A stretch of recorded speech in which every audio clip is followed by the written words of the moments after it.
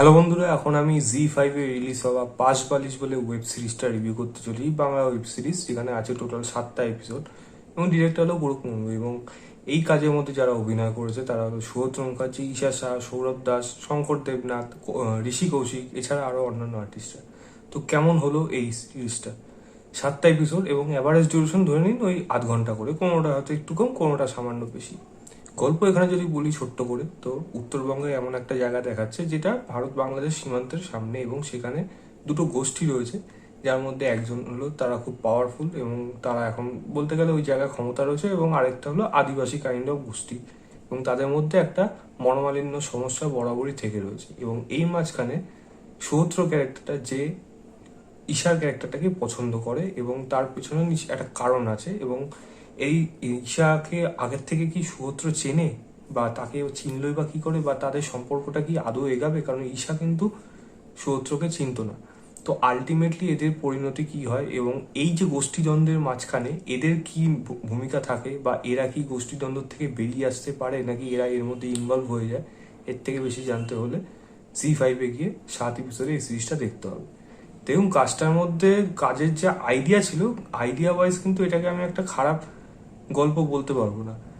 Definitely গল্পের আইডিয়াটা ভালো, তবে গল্পের এক্সিকিউশন কিন্তু খুব একটা যে ভালো হয়েছে, বিশেষ করে রাইটিংয়ে, সেটা কিন্তু বলবো না। কিছু পজিটিভ দিক আছে, ম্যাক্সিমামটাই নেগেটিভ দিক। তবে পজিটিভ দিকের ম্যাক্সিমাম জিনিসটা হলো গল্পের আইডিয়াটা, ডেফিনেটলি আমি সেটাকে ভালো বলবো। অ্যাটলিস্ট অন্যান্য বাংলা যেসব কাজ হয় সেই তুলনায় সামান্য একটু হাটকে হলেও কাজটা আমার গল্পের আইডিয়া অনুযায়ী ঠিক বলবো। এবং টেকনিক্যাল দিকগুলোকে আমি এখানে ভালো বলবো, যেমন বিশেষ করে প্রশংসা করবো এখানে হলো প্রিমিয়ামনেস, সিনেমাটোগ্রাফি, ব্যাকগ্রাউন্ড মিউজিক খুব ভালো, যেটাকে আমি প্রশংসা করবো। এবং এখানে গানের ইউজ যেভাবে এসছে সেগুলো আমার ভালো লাগে। কিছু ব্লাস্টের সিকোয়েন্স আছে যেইগুলো দেখে খুব প্রিমিয়াম মনে হয় এটা খরচা করে বানানো হয়েছে। এবং ক্যামেরার কাজ যেমন বললাম সেরকমই লোকেশন, এই সমস্ত কিছু জায়গাগুলো না গল্পের সাথে খুব ভালোভাবে শ্যুট করে গেছে। এবং ক্যারেক্টারগুলো যেরকমভাবে নিজেদের ক্যারেক্টারগুলোকে মেরে ধরেছে সেখানকার থেকে অনুযায়ী, এবং সেই জায়গাগুলোতে দেখতে ঠিকঠাক মানিয়ে গেছে। এই ছিল এই সিরিজের পজিটিভ দিক। কিন্তু ম্যাক্সিমাম দিকগুলো হলো নেগেটিভ থাকবে। প্রথম কথা হলো এই যে গল্পের যে ধরনটা, মানে গল্পটাকে যেভাবে বলা হয়েছে, লেখা হয়েছে, এক তো স্ক্রিন প্লে যার মধ্যে অজস্র ভুলভ্রান্তি রয়েছে এবং অজস্র টুইস্ট অ্যান্ড টার্ন রয়েছে, যেইগুলো কোনোভাবেই এই গল্পের জন্য খুব একটা বেশি ওয়ার্ক করছিল না, কারণ গল্পটাকে লেখাই হয়েছে অদ্ভুতভাবে। এবং কোনোভাবেই কোনো গল্পের সাথে, মানে কোনো এপিসোডগুলো এমন এমন জায়গায় শেষ করা হচ্ছে এবং একটার সাথে আরেকটা গল্পে কোনোভাবে মিল হচ্ছে না, এবং যেরকমভাবে জোড়াতাপ্ত দিয়ে মিল দেওয়া হয়েছে সেটাও যে খুব একটা বেশি বোধগম্য হবে অডিয়েন্স হিসাবে, সেটা আমার অ্যাটলিস্ট হয়নি। কেমন মনে হচ্ছে কাকতালীয়ভাবে হয়ে গেল, যেটা একেবারেই পছন্দ হয়। প্লাস এখানে বলবো পারফরমেন্সের কথা, একমাত্র শঙ্কর দেবনাথের পারফরমেন্স আমার এখানে কিছুটা হলেও ভালো লেগেছে, আদারওয়াইজ কারোর পারফরমেন্স এখানে খুব একটা ভালো না। সুহূত যে ক্যারেক্টারটা পেয়েছে, সুহূত ক্যারেক্টার নিয়ে একটা মিস্টিরিয়াস ক্যারেক্টার, সেটা আপনারা যখন দেখবেন তখন বুঝতে পারবেন। কিন্তু সুহূত ক্যারেক্টারটা ম্যাক্সিমাম জায়গায় আমার একটু ওভার অ্যাক্টিং মনে হয়েছে, যেটা আমার ওই ধুম 3-তে আমির খানের যেরকম অ্যাক্টিংটা ছিল, যেটা মানে যেটা একটু অ্যাবনর্মাল টাইপের ছিল, সেই ক্যারেক্টারটা যেরকম আমির খান ঝুলিয়ে লাট করেছিল, অ্যাটলিস্ট সুহূত তো ওরম টাইপের ঝুলিয়ে লাট করেনি, কিন্তু না, তার জিনিসগুলো একটু ওভার অ্যাক্টিং আমার এখানে মনে হচ্ছে।